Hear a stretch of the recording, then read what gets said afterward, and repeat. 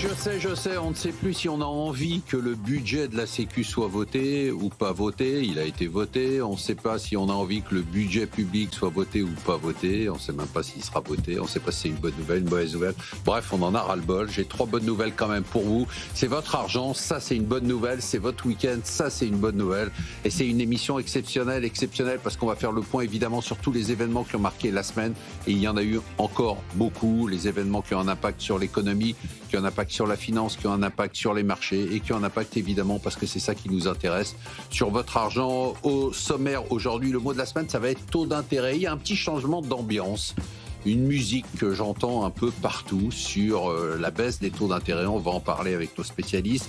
La question macro, vous savez que Christine Lagarde nous explique que là, j'essaye de pas rigoler, que la zone euro va rebondir et qu'elle a des chiffres incroyables. Écoutez, on va voir si elle a raison pour une fois. Le chiffre de la semaine, 1000 milliards de dollars, c'est le nouveau record d'excédent commercial de la Chine. Et quelques jours après, les États-Unis signent leur plus bas déficit commercial depuis 2020. Est-ce qu'il y a une nouvelle reconfiguration du commerce international? En deuxième partie de l'émission, aura-t-on un rallye de fin d'année? On n'arrête pas de l'attendre. La semaine dernière, il ne s'est rien passé. La semaine d'avant, rien non plus. La question d'argent, quel est le placement de la semaine qu'il faut privilégier? Évidemment, le top flop de la semaine, le top 3 des gérants. Les actions à acheter ou vendre, mais vous le savez maintenant. Pour une émission exceptionnelle, il faut des invités exceptionnels. J'ai donc le plaisir de vous présenter notre Jedi de l'économie et de la finance. C'est ma prof particulière d'éco et la vôtre aussi, car elle nous explique tous les mécanismes de la macroéconomie avec talent. Anna Boata, merci d'être là. Bonjour. Vous êtes directrice de la recherche macroéconomique d'Allianz Trade. Quand est-ce que vous allez nous donner vos prévisions pour 2026? Ça sort quand? C'est chaud, c'est un 32 cuir et ça sort mercredi prochain. Il y a des sur le scoops site Allianz. Il y a un scoop que vous pouvez nous donner là, bien sûr, par exemple, la croissance économique. La croissance américaine ou la croissance européenne, la croissance chinoise. Disons qu'en fait, on a révisé à la hausse nos prévisions de croissance mondiale et 2/3 de cette révision vient des États-Unis et de la Chine. Donc on peut en parler. On en parlera tout à l'heure. C'est le maître incontesté des petites valeurs cotées, le roi des OPA. Eric Lewin, vous êtes stratégiste chez Bourse Direct. Ça va? Ça va, bon. Je suis super content. CAC Small plus 54% depuis le début de l'année. Non, mais expliquez la réalité. Ok, il y avait 2-3 capis qui ont fait la... Non, mais sinon, on fait une bonne année quand même. Oui, très bonne année. À part les IPO dont je parlerai en fin d'émission, c'est quand même une bonne année sur les marchés. L'Amérique n'a pas de secret pour elle. Elle a l'oreille de Donald Trump, du patron de la Fed et des CEO de géants américains. Vous nous direz ce qu'a dit Donald hier, ce qu'il vous a dit avant de se coucher. Virginie Robert, vous êtes présidente de Constance Associés. Il vous appelle un peu pour vous demander des conseils? Non, il n'a pas besoin de moi. Il n'y a pas besoin de vous? Nous, on pense qu'il a un peu besoin de vous. À chaque fois qu'il vient à l'émission, je me dis systématiquement, tiens, ça, je n'y avais pas pensé du tout. L'homme fort des signaux faibles. Jean-François Robin, vous êtes responsable mondial de la recherche de Natixis CIB. Merci. Bonjour à tous. Et vous alors, ça sort quand? C'est sorti? Ça sort cet après-midi normalement. Et vous n'êtes pas tout à fait d'accord, je crois. Non, on est un petit peu plus négatif sur les États-Unis, je pense, et plus positif sur la zone euro. Sur l'Europe. Allez, on passe tout de suite au taux d'intérêt parce que j'ai vraiment besoin de vous entendre. La Banque centrale américaine a baissé ses taux pour la 3e fois consécutive. Mais alors, depuis, je ne sais pas si vous avez remarqué, depuis quelques jours, on a beaucoup de prévisionnistes qui nous disent, beaucoup de commentateurs, même un membre de la BCE qui nous a quand même expliqué que les taux allaient remonter en Europe. Vous avez bien entendu, remonter en Europe. Certains nous disent que c'est la fin du cycle de baisse des taux. Alors, Anna Boata, baisse des taux, hausse des taux en 2026? Nous, on n'a pas changé de vue. Donc, je sais que j'en ai déjà parlé sur le plateau sur le fait que la Fed ne va pas baisser les taux en décembre. Bon, ils l'ont fait, en fait. Ils l'ont fait et c'était vraiment ce qu'on appelle un close call puisque, en fait, sur plusieurs semaines, les divergences étaient là. Et je pense qu'en fait, c'est vraiment un mouvement politique puisqu'ils ne voulaient pas montrer qu'ils étaient trop divisés. Donc finalement, ils se sont alignés sur les quelques baisses de taux qui restent. Et donc 2026. Nous, on a arrêté notre taux à 3,5. Donc on reste un petit peu plus haut que le marché. Pour 2026 Pour 2026 et même pour 2027. Donc le taux terminal à 3,5. Alors que les marchés, ils attendent plutôt 3.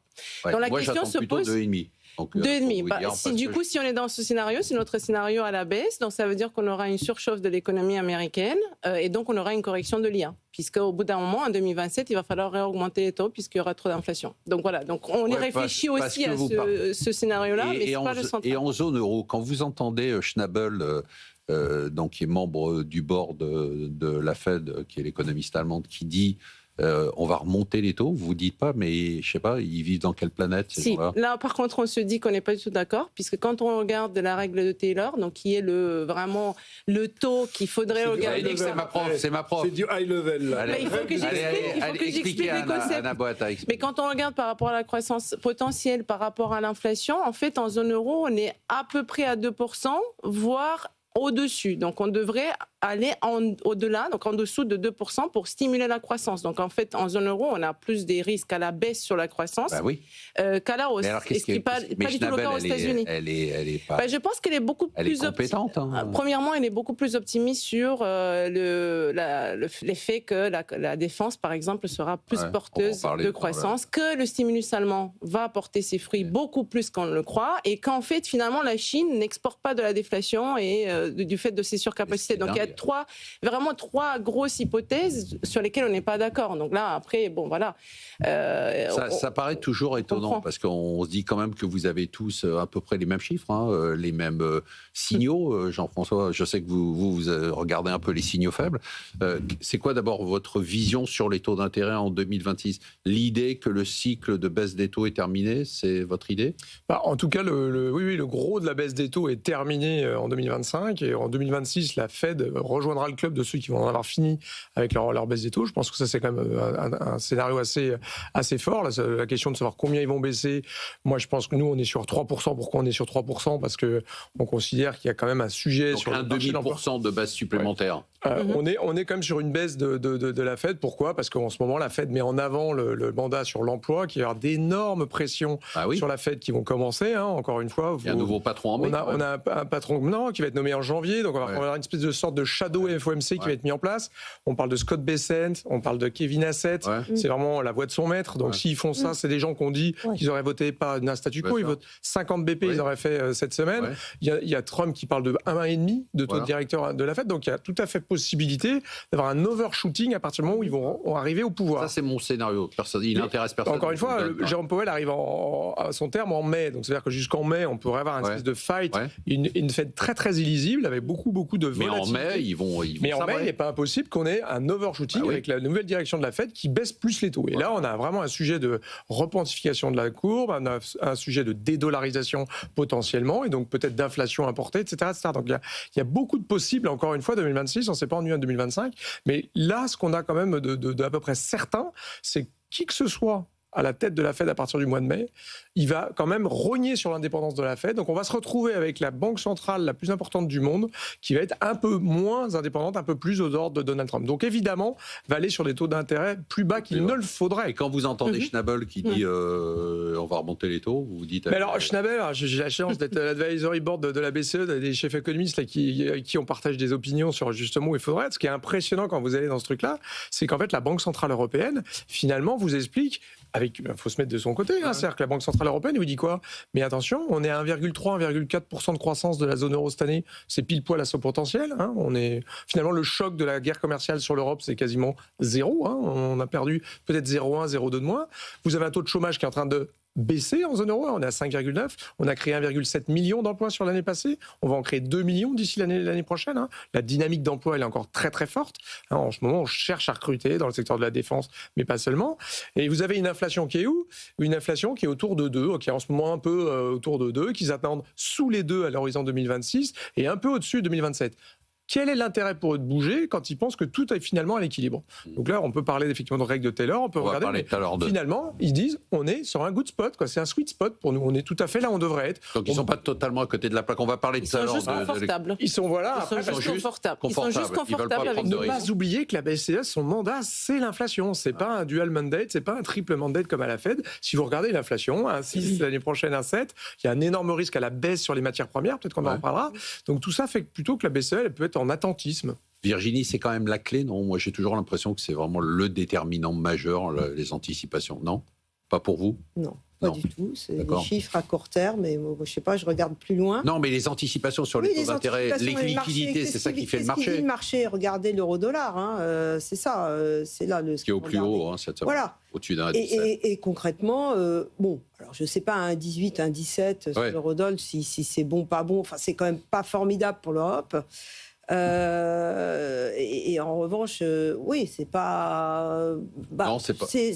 C'est quand même un En 17, on est monté à 1,56 et on n'était pas si mal. Ouais, enfin, on n'était pas. Oui, non, mais ce que je veux dire, c'est que. On Il ne n'était faut pas dans pas la oublier qu'un pays comme la France, par exemple, on importe 5 ans cette année, ça va être 61 milliards la facture énergétique. Un euro fort, c'est bon pour la France, par exemple. Ouais. Oui, parce qu'on exporte. Sauf pour certains secteurs. Parce qu'on a une balance extérieure négative, donc c'est bon d'avoir un euro fort. Donc vous dites, attendez, juste, vous, c'est pas votre déterminant majeur, les taux d'intérêt. Absolument pas. Eric, quand vous regardez les marchés, vous vous dites pas non plus.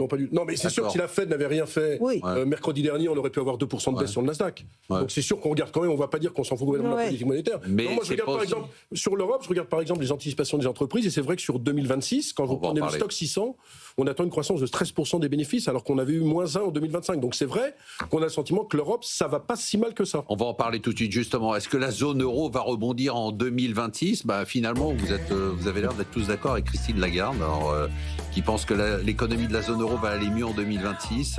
Moi, je me disais que compte tenu de son track record désastreux en matière de prévision, on devait s'inquiéter, mais vous nous dites, je reviens vers vous parce que vous étiez plutôt positif, qu'a priori ça devrait bien se passer, qu'il n'y a pas de signaux négatifs sur la croissance en zone euro. Vos prévisions pour la croissance en zone euro ? Oui, l'année prochaine, on est à 1,3 l'année prochaine. Donc ah ouais. Sur 1,3 presque. Alors 4, que cette année, on va faire 1,3. Donc on est sur un truc à peu près stable, avec des moteurs très très différents. Encore une fois, ce qui va changer en 2026, c'est comme le rebond du moteur allemand. Alors après, la question, c'est combien de temps ça va durer. Mais vous voyez combien de croissance en Allemagne ? En Allemagne, on est sur justement 1,3. Donc on est sur un truc qu'on n'a pas vu. Ça fait 6 ans que l'Allemagne est en stagnation. C'est pour la première fois. Encore une fois, il ne faut pas oublier qu'il y a le budget allemand et le plan d'infrastructure. Le plan d'infrastructure, il est voté, ils sont mis d'accord, etc. Donc ça part. Et ça y est, les Allemands ont voté, ils passent des commandes d'armement, c'est déjà en train de se passer. C'est dans l'économie réelle. On a déjà des commandes qui passent, il y a déjà des aides aux voitures électriques, il y a déjà des programmes d'infrastructure qui sont donc ça ruisselle, ça y est. L'année prochaine, on va avoir 108 milliards de budget militaire allemand, c'est 2 fois le budget français de cette année. Ils parlent de loin, je suis d'accord, mais ils passent la seconde, les Allemands, là. Donc il y a peu de chances quand même de dire que l'Allemagne va pas faire mieux l'année prochaine que cette année. Et donc, le principal moteur de la zone euro qui est à l'arrêt depuis 6 ans, il va être au plus fort qu'on n'a pas eu depuis plus d'une décennie quand même. Donc, dès 2026. 2026, on va avoir un effet de base. Jean-François, tout à l'heure, avant qu'on commence l'émission, vous parliez d'Italie, ça m'intéresse. Vous pouvez nous dire, en fait, on parle beaucoup de miracle italien, vous nous dites qu'il n'y a pas de miracle. Il n'y a pas beaucoup de miracles, parce qu'en fait, quand on regarde aujourd'hui le PIB par tête italien ou la productivité italienne, c'est la même qu'il y a en 2020, donc c'est un pays qui stagne, c'est un pays qui fait 2 fois moins de croissance que la France cette année, c'est un pays qui a plus de dettes que la France, c'est un pays qui a un excédent primaire, certes, mais c'est un pays où c'est pas très très facile de faire du business. Il y a l'enquête Ease of Doing Business qui montre qu'il faut 54 autorisations pour ouvrir une pizzeria à Rome. Il y a 9 prix d'électricité différents. On vous parle de grid, de programmes européens sur le grid. Si vous enlevez les programmes d'aide européens à l'Italie, je rappelle que l'Italie, c'est le principal bénéficiaire du plan d'aide européen. Donc, pourquoi Mélanie est très pro-européenne et n'attaque plus tout l'Europe ? Elle se prend 200 milliards d'aides de l'Europe. Vous enlevez ça, l'Italie est en récession.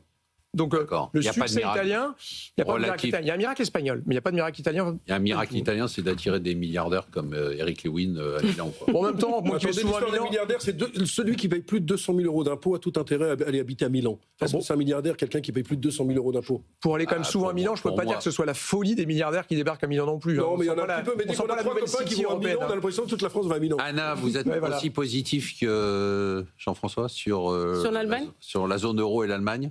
Est-ce qu'elle va rebondir ? Est-ce que Christine Lagarde, parce que Christine Lagarde et Jean-François Robin parlent de la même voix ? Il faut voir le point de départ. Si le point de départ, c'est 3 ans de récession en Allemagne, oui, il y aura un rebond. Après, est-ce qu'il est à 1,4 ou à 0,9 comme nous on l'attend ? Reste à voir, parce qu'en fait, il y a quand même de l'argent, certes, qui a été voté, mais il y a quand même une implémentation qui est très graduelle. Quand on regarde mois par mois, qu'est-ce qui est dépensé dans la défense, dans Jean-François vous dit ça, il y a l'argent, il commence à ruisseler. Oui, mais il n'est pas au niveau cible. Donc ça veut dire que c'est une implémentation graduelle. Ça sera peut-être décalé, mais ça va rebondir. Et sur la zone euro, vous êtes aussi positif, vous voyez 1,3% de croissance ? Nous, on est plutôt à 1,1, mais c'est un effet de base parce qu'on attend 0,9 en Allemagne. Et forcément, l'Allemagne, c'est un gros contributeur à cet agrégat. Ça suffit pour passer c'est proche de la croissance potentielle. Donc effectivement, c'est pas mauvais, mais c'est pas génial compte tenu du fait que c'est un effet de rattrapage. Il faut regarder les boîtes, Marc, il faut arrêter avec les 1, 2, 3. Il faut regarder les boîtes. Non, on en a marre, nous. Non, mais attendez, non, mais ça, les boîtes, franchement, ça va pas si mal. mal, les résultats des boîtes sont...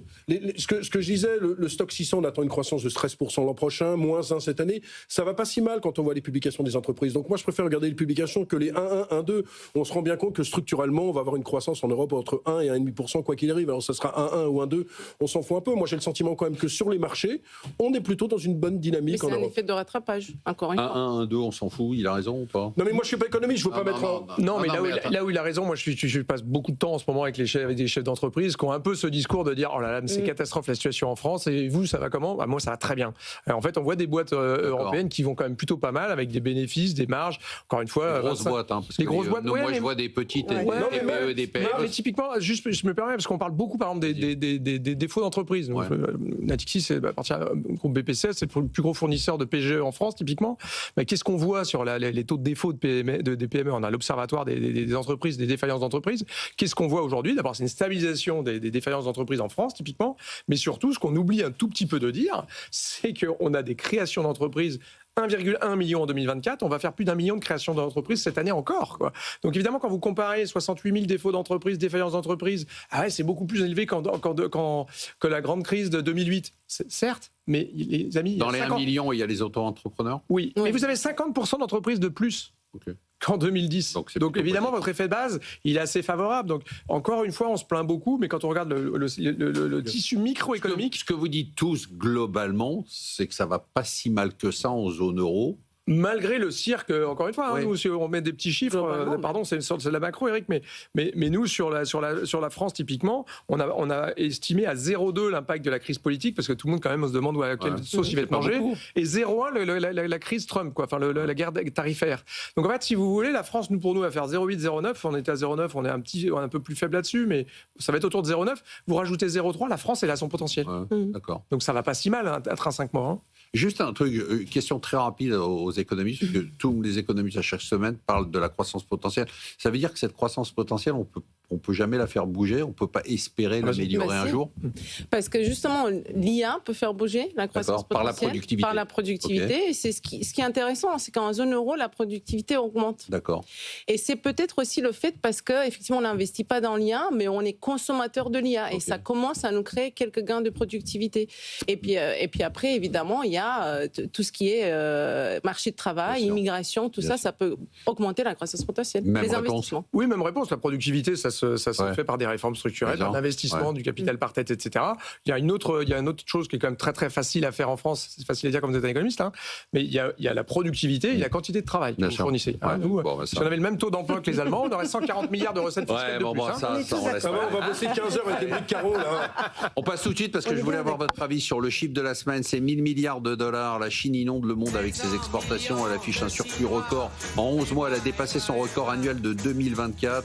La zone euro est quand même submergée par les produits chinois. Et alors, ce qui m'a intéressé, c'est que jeudi, les États-Unis ont publié leur balance commerciale et ils ont eu un déficit qui était au plus bas depuis 5 ans. On a l'impression quand même que les droits de douane commencent à avoir un impact, pas ce qu'on pensait. Alors, les droits de douane, les importations américaines et les exportations qui se rééquilibrent un peu. Par contre, ce qui est très surprenant, c'est qu'on aurait pu penser qu'avec les droits de douane, la Chine allait se retrouver quand même un peu bloquée. Elle affiche des exportations majeures. Et puis, on a l'impression que l'Europe, là, même si vous êtes très positif sur le reste, elle est un peu en situation de pigeon de service, quoi. Alors, il faut faire attention aux chiffres en ce moment parce que, typiquement sur le déficit commercial américain, qu'est-ce qui se passe en ce moment? C'est qu'on a des exportations de la Chine aux États-Unis, c'est de l'ordre de moins 28%. Les exportations de la Chine baisse très fortement aux États-Unis. En revanche, c'est plus 29% en Asie, c'est plus 27% en Afrique, en Amérique latine, c'est plus 10% en Europe. En revanche, quand on regarde la situation américaine, ce qui est très intéressant aussi, c'est que le chiffre de la balance commerciale, il est bon sur le dernier mois, mais si vous regardez sur l'ensemble de l'année, le déficit commercial américain, il est à un record. Il est en hausse de 17% par rapport aux 9 premiers mois de l'année 2025. Pourquoi? Parce que les États-Unis, en fait, ont fait du front-loading. Au début de l'année, ils ont importé massivement, donc record de déficit. Et là, les derniers mois de l'année, ils ont moins importaient puisqu'ils avaient fait du stockage. Ouais, et donc ce chiffre un peu, il masque le fait que le déficit américain, il a un record. D'accord. Est-ce qu'il y a quand même une nouvelle reconfiguration de l'ordre économique mondial? Ces droits de douane, maintenant ça s'est passé, mais c'est quand même 14-15%. 11 en fait. 11%, d'accord. 11%. Bon, ok. 11%. On était à 27 en avril, hein. Ouais. Attendu. Je comprends. C'est quand même mais pas 11%, le même impact. Je crois que l'année dernière c'était quoi, 2,5. 2,5 quand on va au pouvoir. Donc on est passé de 2,5 à 11%. C'est totalement indolore en fait pour le commerce international. 2,5 à 11%, c'est quand même absorbable. Surtout parce que les entreprises se sont préparées. Effectivement, le front-loading a été très fort. Et surtout parce qu'on a créé d'autres routes alternatives à la Chine. Et ça, c'est depuis 2017. Et ça passe par les pays de l'Asie du Sud-Est, ça passe par le Moyen-Orient, ça passe par d'autres marchés qui font que finalement la Chine arrive toujours à exporter. Et on a regardé d'où vient cet excès commercial. Ouais. Et en fait, 70%, ça vient de l'automobile. Et ça vient des machines et outils. Donc en fait, il y a quelques produits. Et quand on regarde, quoi. Bah oui, quand on regarde l'Europe, en fait, le déficit commercial sur l'auto avec la Chine, il est au plus haut de l'Europe. Donc voilà, il y a des gagnants et des perdants. Et c'est sûr qu'aujourd'hui, si on reste à 11%, ce qui est à peu près notre scénario central, c'est pour ça qu'on est plus optimiste sur les États-Unis. On est passé d'un impact de 1,6 points à 0,6. Donc forcément que la croissance sera plus forte. Et c'est absorbable dans le sens où le dollar il va pas se déprécier plus que ça. Donc on pourra en fait finalement en 2026 rebondir de cet effet de guerre commerciale. Votre vision un peu positive sur l'économie américaine? Oui, en fait on a décomposé, c'est mon petit cours. Ouais, donc on a décomposé notre prévision, attention, soyez pas choqués, de 2,5%. 2,5%. Donc c'est vrai que c'est quand même beaucoup plus que le consensus qui est plutôt à 2,1, même dernièrement. Et en fait, déjà, on a 1% qui vient de cette année. Cette année était beaucoup plus résiliente que prévu. Et donc, sur le 1,5 restant, on a effectivement cette guerre commerciale qui est moins forte, l'incertitude qui est moins forte. On a les recettes fiscales, quand même, et tous les taxes et les baisses d'impôts, qui, eux, ils vont soutenir la croissance de 0,4. La politique monétaire, puisque quand même, on a le crédit qui accélère, et le consommateur américain. Puisque le consommateur américain, même si le marché du travail donne des signes de faiblesse, il est très résilient. Je voudrais en revenir, Jean-François, parce que vous avez évoqué le sujet, ça m'intéresse. Vous parliez du pétrole et du coût de l'énergie. Vous disiez qu'on va baisser, c'est ça? Oui, je pense qu'on va baisser. Et peut-être pour refaire un peu le lien, c'est ce qui m'intéresse beaucoup dans ce qui s'est passé, la séquence 2025 qui va se poursuivre en 2026, c'est quand même l'énorme réorganisation des flux commerciaux. C'est ça. C'est-à-dire que le commerce mondial, il se tient pas si mal, il avait même surprenamment bien, mais avec, encore une fois, des effets de front-loading. Mais surtout, ce qu'il faut regarder aujourd'hui, c'est le formidable découplage entre la Chine et les États-Unis.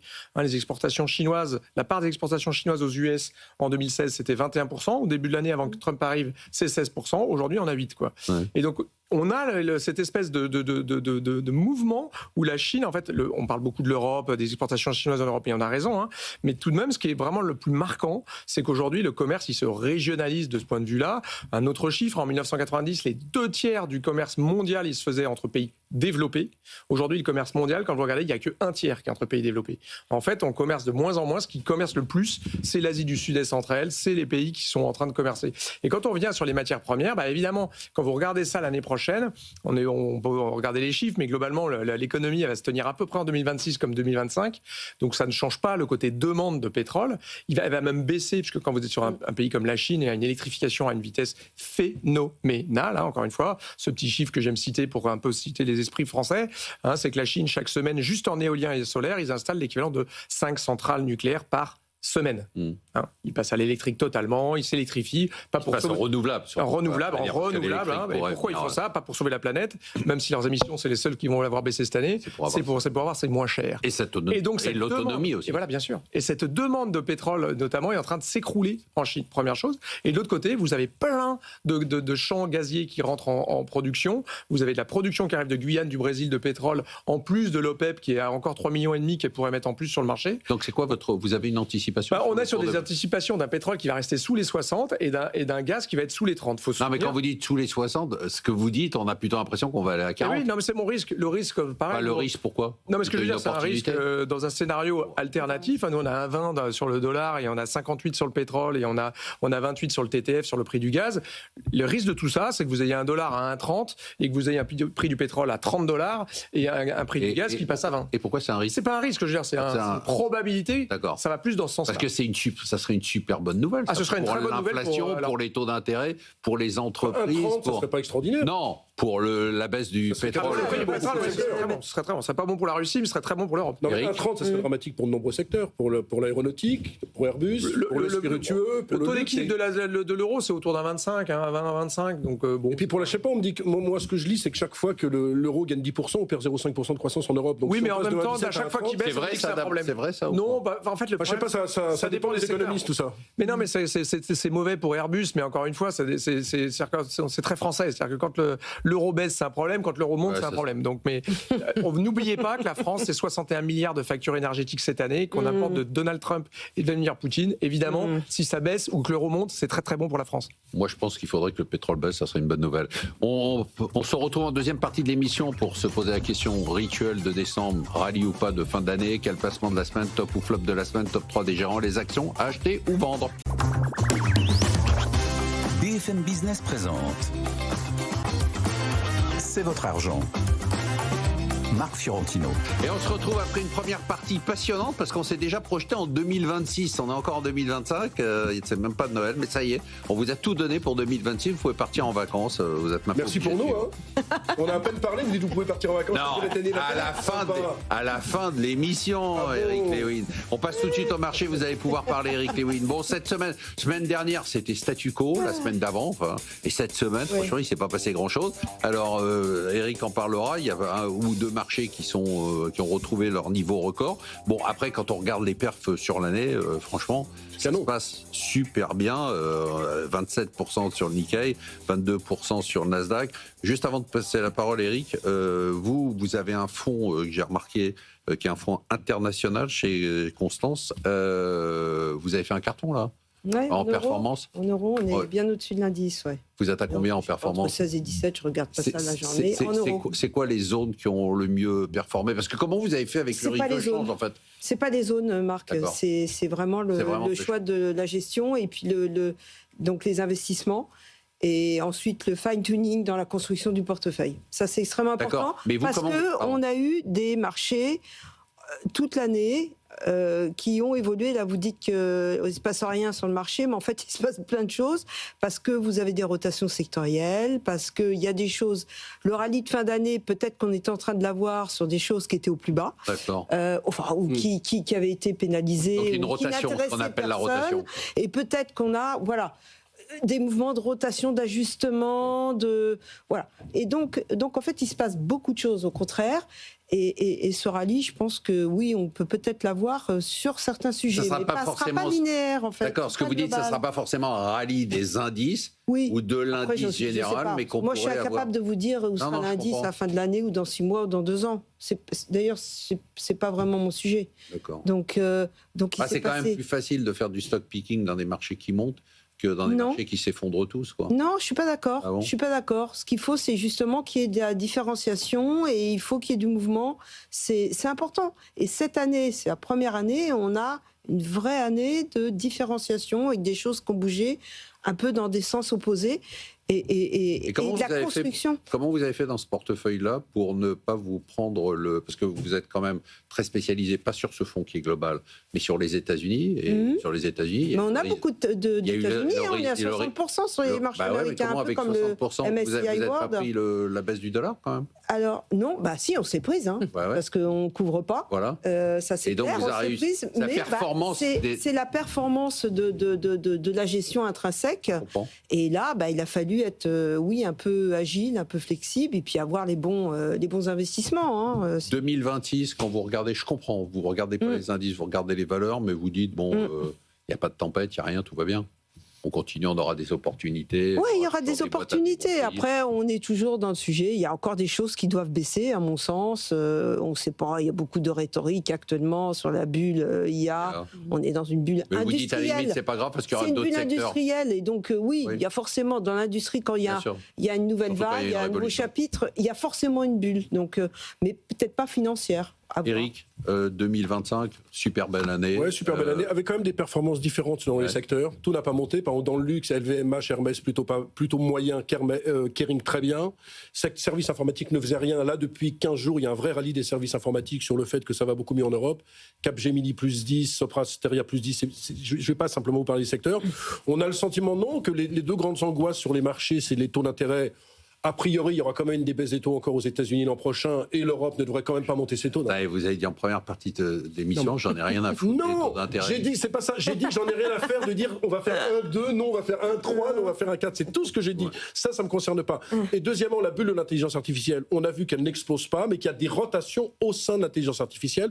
Sur un mois, Oracle moins 12, Nvidia moins 10, mais Meta plus 9 et Alphabet plus 12. Donc on sent qu'il y a une rotation au sein de la liste. Du même secteur. Bien sûr, le Nasdaq est flat sur un mois, mais il y a une rotation au sein du même secteur. Donc moi, je ne crois pas à un effondrement de la bulle. Quand vous regardez les valorisations, ça vaut 16 fois les bénéfices sur Paris en 2026. Je ne crois pas qu'on va avoir une année à plus 25 l'an prochain, mais je ne vois pas d'effondrement pour le moment. De toute façon, je vais vous dire, chaque fois que la presse parle de crack, ça ne se passe jamais. Rappelez-vous, Greenspan en 2016, exubérance irrationnelle, on a mis 4 ans à baisser. 96, on a mis 4 ans à baisser avec la bulle Internet. Donc non, moi je ne suis pas très inquiet sur les marchés. Maintenant, il faut être ultra sélectif. Il faut toujours avoir de la défense. Vous parliez en off du Nikkei. Pourquoi ça vous a frappé ? Non, ce qui est frappant sur le Nikkei, c'est que le taux à 10 ans est passé en un an de 1,20 à 1,95, avec un Nikkei qui a gagné 27%. Ouais. Alors qu'on aurait pu penser que justement avec des taux qui montent, justement parce qu'il y a 3% d'inflation, donc c'est normal que le taux à 10 ans japonais remonte. Et puis ce qu'il faut savoir, c'est que le Nikkei, on en parle peu, est très guidé par les valeurs de tech. Vous avez deux grosses boîtes qui s'appellent Advantest, qui fait de l'équipement pour les semi-conducteurs, et SoftBank, qu'on connaît, qui représente plus de 15% du Nikkei et qui ont gagné 100% cette année. Donc si on doit regarder un indice, il faut regarder le Nasdaq, mais le Nikkei, c'est de plus en plus un indice tech. Et c'est pour ça qu'il y a cette surperformance, alors que les taux ont quand même fortement monté, puisque passer de 1,20 à 1,90% pour ceux qui étaient détenteurs d'obligations, c'est un peu compliqué. Vous aviez des actions japonaises ? Oui, j'en ai dans ce fonds, justement. Dans ce fonds international. Japonaises, dont une que j'avais présentée la dernière fois, je suis venue sur ce sublime plateau qui s'appelle Sony. C'était pas une petite boîte pas très connue. Jean-François, qu'est-ce qui se passe au Japon ? Pourquoi cette flambée des taux d'intérêt ? Pourquoi, effectivement, ce que dit Eric, les actions qui résistent très bien ? On a l'impression, je sais pas, moi j'avais laissé le Japon terre de déflation, terre de décroissance, une économie morte, et puis là, c'est reparti. Finalement, c'est un peu l'effet des 3 premières flèches d'Abe, Shinzo Abe, le Premier ministre, qui avait fait ces 3 flèches, les Abenomics, là, qui a mis du temps un peu à se diffuser, mais il y a eu une espèce de changement structurel qui était de dire il faut qu'on améliore la profitabilité des entreprises, et pas seulement, voilà, c'est des entreprises qui marchaient bien, qui étaient des gros mastodontes, des Keiretsu, des énormes holdings avec plein de, voilà, les Mitsubishi, on avait des boîtes monstrueuses, mais qui était un petit peu coup-ci coup-ça. Et là, on a une augmentation de la profitabilité. Et de ce point de vue-là, on a là-dessus, de nouveau, et Ishida, le précédent Premier ministre, était déjà un peu dans cette continuité. Et puis là, Takaichi relance de nouveau une flèche d'Abenomics, c'est-à-dire on va faire de la relance budgétaire. Tant pis, il faut que ça relance de l'inflation. Et eux, ils prennent ça plutôt comme une bonne nouvelle, l'inflation. Ça veut dire que la consommation qui était nulle part au Japon, avec cette inflation, ça génère des hausses de salaire. Donc, je ne dis pas qu'il faut de l'inflation pour générer les salaires, mais typiquement d'un pays en déflation depuis 30 ans, c'était le cas. Et là, l'énorme problème qu'avait le Japon, c'était de ne pas arriver à sortir de sa déflation. Et là, tout d'un coup, ils sortent. Alors, ça sort, comme un petit peu tout à l'heure avec la bulle, il y a un peu des excès, mais on n'a pas encore vu le deuxième effet qui se coule de tout ça, pas du tout. Et moi, je me suis complètement planté cette année là-dessus, parce que moi, je pensais que le yen allait s'apprécier, parce qu'on disait c'est la seule banque centrale qui allait monter. Et en fait, qu'est-ce qui s'est passé ? Les investisseurs japonais, ils continuaient d'acheter du Nvidia et des treasuries américains. Moi, je pensais qu'ils allaient rapatrier leurs fonds. Mais ça commence à se faire, là. Mais ça va se faire. Ça va se faire, ça. Parce que quand vous commencez à avoir des taux qui montent au Japon et qui vont baisser aux États-Unis, et qu'en plus, vous êtes dans un moment où Takaichi, j'y étais au moment où elle a été introduite, on a fait un discours, enfin bref, j'ai eu la chance de participer à un gros événement avec le gouvernement japonais. Qu'est-ce qu'il raconte ? Et alors, elle est sympa ou pas ? Très sympa. Non, mais ils disent un truc hyper intéressant.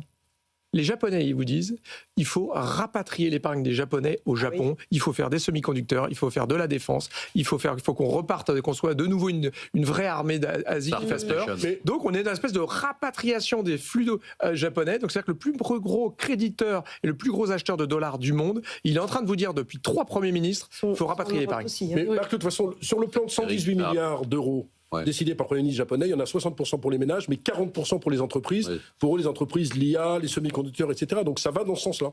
Alors, juste, Anna, le petit souci, j'entends tout ce qui se dit, le petit souci, c'est que si les Japonais, comme le disait Jean-François, sont des créanciers à peu près dans le monde entier, y compris en France, s'ils rapatrient, ça veut dire qu'ils vont sortir des emprunts d'État européens, ça refait remonter un peu nos taux. Est-ce que ça explique, par exemple, la remontée des taux qu'on a eue dans les 2 ou 3 dernières semaines ? Non, la remontée qu'on a vue, c'est vraiment la BCE qui continue son QT et tout. Mais moi, je m'inquiète. C'est des déclarations de Schnabel en début de semaine complètement stupides en disant hausse des taux qui ont fait monter le 10 ans français et le 10 ans allemand. Qu'est-ce qui parle de taux, Eric? C'est fou. J'adore. Un mec qui s'en fout. Je me suis robinisé là complètement. T'es passé. Ça y est, maintenant, ça y est. Moi, je m'inquiète surtout sur le fait que, quand même, 60% de la dette japonaise est détenue par la Banque centrale, qui n'en veut plus. Donc, elle essaye de faire ce que la BCE fait, sauf que là, on parle de 7% du PIB, et en Europe, on est plutôt à 3%. Mais quel impact pour nous? Ils peuvent larguer des emprunts d'État français pour acheter des emprunts d'État japonais ou non? Oui, mais après, qu'est-ce que l'Europe va faire? Est-ce que l'Europe elle-même va investir au Japon parce que finalement, le yen va s'apprécier? Est-ce qu'on aura un changement des portefeuilles? C'est possible. Donc, vous avez toujours la même anticipation, Jean-François, que le yen va se renforcer maintenant? Vous pensez là, on pense qu'il va se renforcer quand même. Contre le dollar. Well in trouble double. Donc, on a de nouveau ce call d'une appréciation du yen. Mais encore une fois, ne pas oublier que les Japonais n'ont plus acheté de dette européenne cette année quasiment. Ah d'accord, ok. Donc c'est déjà... Attention, les Japonais n'achètent plus, on l'a déjà eu. Et finalement... Ils ont beaucoup de la dette française, Ils avaient 7% de la dette française à un moment, et donc c'était un des... Dans les Chinois sont au-dessus, non, je crois. Dans les non-domestiques, c'était un des des plus gros acheteurs, notamment d'OAT. Là, ils ont... Ça explique pas l'écartement de l'OAT, on se suffit à nous-mêmes pour nous là-dessus, mais non, on peut pas expliquer du coup l'écartement de l'OAT Bund par les sorties des Japonais. Allez, on passe tout de suite au placement de la semaine, parce que je sais que vous attendez ça. Eric, c'est quoi le placement de la semaine? C'est toujours des actions. Ça veut dire quoi le placement de la semaine? Je ne vais pas vous dire d'acheter de l'argent là, s'il y a $64 au taux historique. Le placement de la semaine, c'est une rubrique qu'on fait toutes les semaines dans l'émission où il y a des gens qui disent qu'il faut acheter du bitcoin, il faut acheter de l'or, il faut acheter des emprunts d'État japonais, il faut acheter des emprunts d'État américains. Et vous, comme vous êtes extrêmement monolithique et obsessionnel, vous répondez à chaque fois des micro-caps. On est plusieurs comme ça à être obsessionnels. Mais non, mais nous on est très action avec mon amie Virginie. Qu'est-ce que vous voulez que je vous dise? Vous voulez que je vous dise quoi? D'acheter du bitcoin, d'acheter de l'argent? L'argent est au plus haut historique, l'or est au plus haut historique. Je ne vous dis pas ça. Je vous dis d'acheter des valeurs. Il faut continuer à avoir 5% de son portefeuille dans la défense, parce que je trouve que les titres, même si on a là, entre la Russie et l'Ukraine une pause, Thales, Dassault Aviation, Exail Technologies, Exocent sont des valeurs intéressantes. Il faut acheter des situations spéciales toujours. Je pense que Kering, ça va être l'heure de la recovery vraiment en 2026. Je suis plutôt positif sur les services informatiques parce que je trouve qu'ils sont complètement valorisés, sous-valorisés. Je suis très positif sur Dassault Systèmes parce que même s'il y a de la disruption, je trouve que ça vaut 16 fois les bénéfices quand il y a une moyenne historique de 35. Donc non, je reste très valeur et évidemment, je reste small cap parce que je pense que même si on a eu peu d'IPO cette année, il va y avoir beaucoup de sorties de cotes. Peu d'IPO. Il va y avoir beaucoup de sorties de cotes. Donc oui, moi encore. Il n'y en a pas eu tant que ça cette année. Je sais pas, il y a eu 2 opérations cette semaine. Il y a eu Balio, opération de SoftBank, ça valait 30 centimes, opération à 60 centimes. Et Fermière du casino municipal de Cannes, qui détient l'hôtel Majestic et le fabuleux Carl Gustave à Saint-Barth. Il y a une OPA de la famille Barrière à 1800 € par action. D'ailleurs, un petit mot, c'est totalement décoté parce que l'actif test, c'est 3200 €. Et SoftBank, vous avez une opinion sur l'opération? Non, il faut apporter parce que Balio était au bord du dépôt de bilan. Vous savez, c'était des chariots robotisés. Ils faisaient 13 millions d'euros de chiffre d'affaires. Il y a beaucoup de gens qui disent qu'ils font une opération un peu... de sauvetage. Non, mais à la ramasse, qui ramasse ça, et que pour les actionnaires individuels, c'est pas une bonne nouvelle. Il faut apporter 13 millions d'euros de chiffre d'affaires au S1 sur Balio, 7 millions de pertes. Ouais. Vous avez envie d'acheter? Virginie? Aux États-Unis, il va y avoir pas mal d'IPO, là, parce que je rebondis sur le... Comme ça me permet de ne pas répondre à votre question. Donc vous n'avez pas de placement de la semaine, vous. Et vous pourriez me dire c'est des actions américaines? Mais le placement de la décennie, ce sont les actions, Marc. Bon. Mais ce qui m'étonne, que ça, moi. J'ai compris que vous fassiez que ça. Mais je ne peux pas vous vendre autre chose. Je n'ai pas la compétence. Ouvert. Mais non, justement, on est électriqués, nous. Aujourd'hui, quand vous allez conseiller quelqu'un, vous n'allez pas lui dire, mais 100% de ton portefeuille en actions. La personne qui vient me voir me vient pour la théorie. Action. D'accord. Alors, en action, qu'est-ce qu'il faut acheter? Pas un titre, on vous demandera tout à l'heure, mais quelle catégorie? Alors, est-ce qu'on reste aux États-Unis? Est-ce qu'on va partout dans le monde ou est-ce on va partout dans le monde. Nous, on est essentiellement pays développés, mais après, nous, on a un process, donc on travaille sur ce process. Changer la rubrique pour vous deux. Oui, exactement. Il faut nous faire une rubrique on va rester pour l'action à acheter ou vendre. Voilà. Allez, on passe tout de suite. Le top flop de la semaine, on peut faire ça ou vous Oui. C'est des actions, le top flop de la semaine? Bien sûr. D'accord. Alors, top flop de la semaine, on commence par Anna. Vous ne donnez pas une action, hein? Non, c'est pas mon cœur du métier, on va dire. Pour nous, les spécialistes d'actions. Je préfère les économistes, Marc, quand même. Ouais, un peu. Ouais. C'est vrai. C'est vrai, ouais. C'est ce que disait Alain on a plutôt vrai quand on vient sur le plateau. Non, je regarde.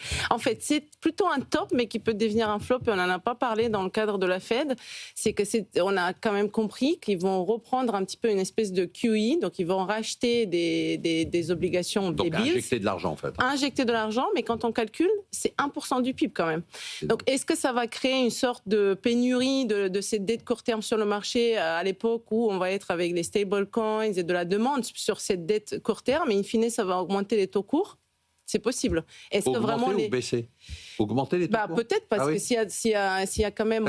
il peut y avoir à court terme moins de problèmes de liquidité, mais à moyen terme, est-ce que ça peut créer un besoin pour que la Fed baisse des taux? Parce qu'en fait, la question se pose. Les gens, ils ne vont pas aller sur du long, parce que les taux sont élevés, mais ils vont peut-être aller sur du 2, du 5 ans. Donc, est-ce qu'ils vont vraiment y aller pour éviter qu'il y a ce scarcity, qu'on peut l'appeler, qu'on a un peu vu avec l'Allemagne, par exemple, quand ils ont commencé à annoncer le stimulus budgétaire?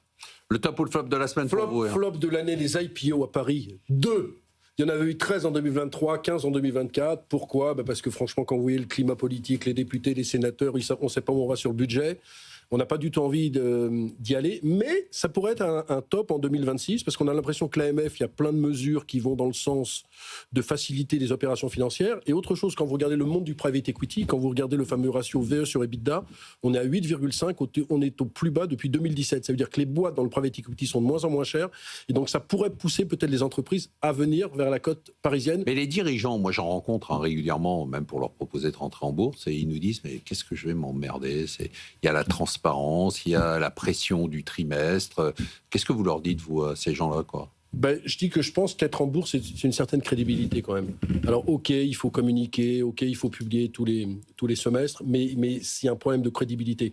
Les SS2I, par exemple, qui sont cotés, les ESN, c'est beaucoup plus facile pour gagner des appels d'offres face aux banques que celles qui ne sont pas cotées en bourse. Ce qui est quand même incroyable, c'est qu'on voit que la voie royale, Virginie, aux États-Unis, quand on a réussi, c'est de se faire... côté et pas du tout chez nous. Et puis il y a des coûts élevés, c'est quand même pour une entreprise, c'est entre 250 et 300 000 euros. Non, pour une petite small, c'est quand même de l'argent. Non, si on lève de l'argent, c'est rien. Si on lève 15-20 millions d'euros. Mais c'est vrai que cette année, ça a été dramatique. Il y a eu Semco Technologies dans les semi-conducteurs, et puis il y a eu Caléon, une espèce de groupe en Italie dans le tourisme. Par contre, ce qu'on peut dire en top, c'est que les performances des sociétés qui sont introduites récemment sur la bourse, depuis 18 mois ou 2 ans, vous parlez des Stif. Semco Technologies, ça a été introduit il y a 6 mois à 15, ça vaut 27 euros. Voilà, et Stif, ça a multiplié les cours. Stif, c'est un type qui a été introduit à 8 euros, qui vaut 55 euros. Voilà. Donc, avant, il y avait ça, c'est quand même une bonne nouvelle. Avant, il y avait 25 IPO par an, il y en avait 23 qui finissaient dans le rouge parce qu'il y avait 10 biotech là-dedans. Maintenant, c'est vrai qu'on sélectionne, mais c'est vrai que je regardais la cote, il y avait 950 sociétés il y a 20 ans en bourse, il n'y en a plus que 780. Donc c'est vrai qu'il y a une attrition de la cote quand même. Virginie, top ou flop? Je ne sais pas si c'est un top ou flop, mais c'est votre prochain livre, Marc. Pourquoi? Il y a enfin une bataille boursière, ça c'est sympa, c'est animé. Netflix, Paramount, Warner Bros, c'est quand même incroyable. Et ça fait plaisir parce que. Enfin, ça fait plaisir, c'est compliqué pour eux. Hein. Et vous pensez qui va gagner? Je ne sais pas, parce qu'en fait, c'est pas les mêmes schémas. Parce que dans Warner Bros, il y a une partie, évidemment, le gros catalogue streaming avec des super noms, hein, donc ça fait beaucoup de sens. Et puis, il y a toute la partie cable network.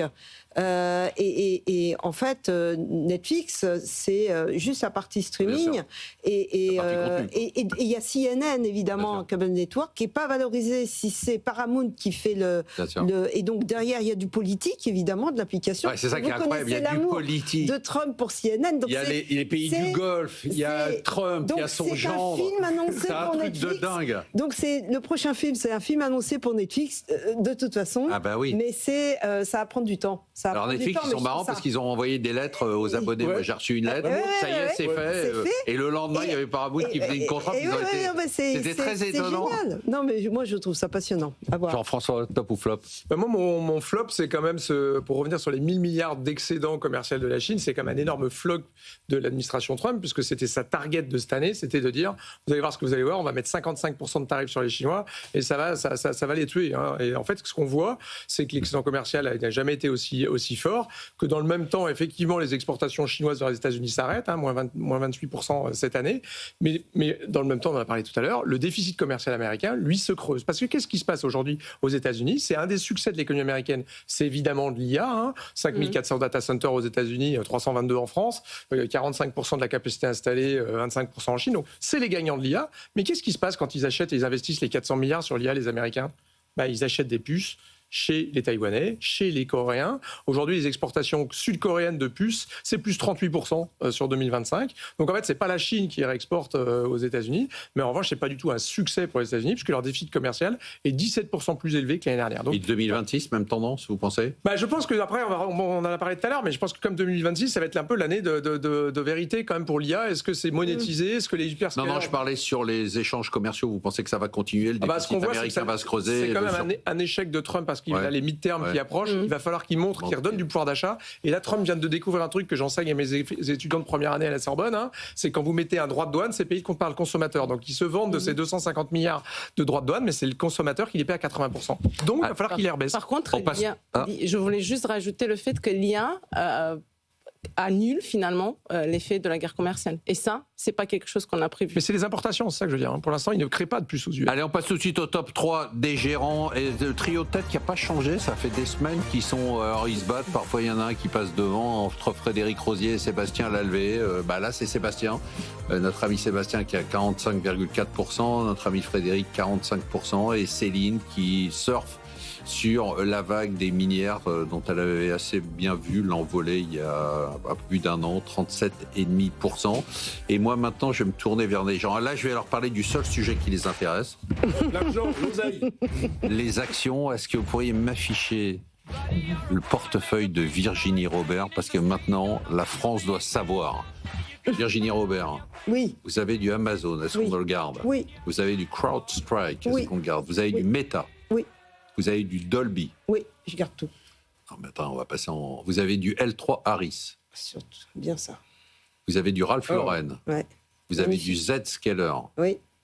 Vous avez du Starbucks? Tout ça, vous gardez? Bah oui. Non, mais je sais pas, moi, faites ce que vous voulez. Vous avez vu, c'est diversifié. Vous avez du Apple? Oui. Vous avez du Home la valeur Aerospace? Vous avez du Uber? Gildan? Oui. Et du Sony? C'était votre dernière recommandation. Qu'est-ce qu'on achète? On va acheter anglais. Oui, aux États-Unis. Ah bon? Allez-y. On achète Rolls-Royce. Ah ouais? Holding. Ouais. Bon, ça, c'est sympa, ça. Ça existe encore, ça? Ah, mais non, mais c'est les moteurs, ça. Oui, moteurs d'avion. C'est le spin-off des moteurs. C'est pas la voiture d'Eric. C'est dans les années 70, Marc, si je peux me permettre. Moi, je suis resté un peu bloqué là-dedans, quoi. Marc, il préfère Bentley. Marc, il est Bentley, bien sûr. Mais c'est pareil, Bentley. Ils ne sont pas taxés, Donc, c'est mieux Bentley que Rolls. Oui. Bon. Allez. Alors, non, mais Rolls-Royce, c'est l'histoire d'une restructuration, enfin c'est une histoire industrielle absolument fabuleuse, parce que c'est sur les 5 dernières années. Alors évidemment, il coche des cases aujourd'hui, mais bon, pour rappel, Rolls-Royce, c'est quand même le plus gros fournisseur d'avions dans l'aviation civile, essentiellement sur ce qu'on appelle des wide body, donc les longs courriers, donc ils travaillent beaucoup avec Airbus, comme vous pouvez l'imaginer. Absolument. Beaucoup d'innovation. La deuxième partie, ils sont évidemment dans la défense, dans tout ce qui est moteur d'avions de transport et d'hélicoptères, etc. Et puis une troisième catégorie qui est tout ce qui est Power Mission. Ah non, je prends, ils ont beaucoup parlé, nos amis. Non, mais là, on n'a plus le temps parce qu'Eric, il ne va pas pouvoir parler. Justement, dans tout ce qui est moteur industriel. Donc, c'est une croissance à 2 chiffres. Vous avez vu comme elle se venge, Marc? Et 2025, ça a fait quoi en performance? Je ne sais pas, ça a pris plus de 50%. Mais c'est pas grave, on continue à acheter. Non, mais c'est pas très cher, ça fait 17 fois. Ok, allez, je laisse un peu de temps pour Eric parce que la France voudrait savoir ce qu'il va faire. Parce que j'ai encore plein de choses à dire sur le portefeuille. Vous avez du Dassault Systèmes, vous avez du Vallourec, vous avez du Accor, vous avez du EPC Group. On vend. Je crois qu'on gagne 17 ou 18% là-dessus. Vous avez de la compagnie de l'Odé. On garde. Vous avez du Bastide. On garde. Du AIP. On garde. Pierre et Vacances. On garde. Ou du Atos. On garde. Qu'est-ce qu'on achète? On achète Rémy Cointreau, plus bas depuis 10 ans, 40% depuis le début de l'année. Compliqué pour le groupe à cause des droits de douane, les droits de douane, l'euro, la hausse des dépenses de marketing, même, moi je pense que tout ça est quand même derrière pour Rémy Cointreau, et donc c'est un titre qui est revenu sur un PR de 17 versus une moyenne historique de 35, donc je pense qu'on peut aller sur ce dossier. On est quand même sur des rentabilités, alors Rémy Martin qui est la vache à l'œil, c'est quand même 27% de rentabilité, le cognac, et eux, ils sont quand même à 22% de rentabilité opérationnelle, donc certes il y a eu tous ces droits de douane, mais je trouve que la bourse a été très sévère avec Rémy Cointreau, comme elle a été très sévère avec Diageo, comme elle a été très sévère avec Pernod Ricard. Donc, Rémy c'est une boîte familiale. Familiale encore. Familiale. C'est tombé à 1,5 milliard de capi, ça a perdu 80% les. Quand vous dites c'est tombé, je n'ai pas suivi, c'était monté très haut. Enfin. Vous, c'était à 6 à 7 milliards de capi. On en parlait même pour le CAC 40 à une époque. Ah oui, d'accord. Mais là, bon, avec les droits de douane, c'est pour ça que les droits de douane, contrairement à ce que disaient Anna et Jean-François, il y a quand même eu un impact sur de nombreuses boîtes. Peut-être moins d'un point de vue macroéconomie, mais d'un point de vue microéconomie, il y a beaucoup de secteurs qui ont souffert, dont celui des spiritueux qui a pris ça en pleine face. D'accord. Merci à tous. Merci de nous avoir suivis. Merci à tous les invités. On se retrouve la semaine prochaine et on me dit que l'émission de la semaine prochaine sera exceptionnelle. Surtout, n'oubliez pas que vous pouvez nous écouter, nous voir, nous réécouter, nous revoir en replay et en podcast sur toutes les bonnes plateformes. C'est votre argent sur BFM Business.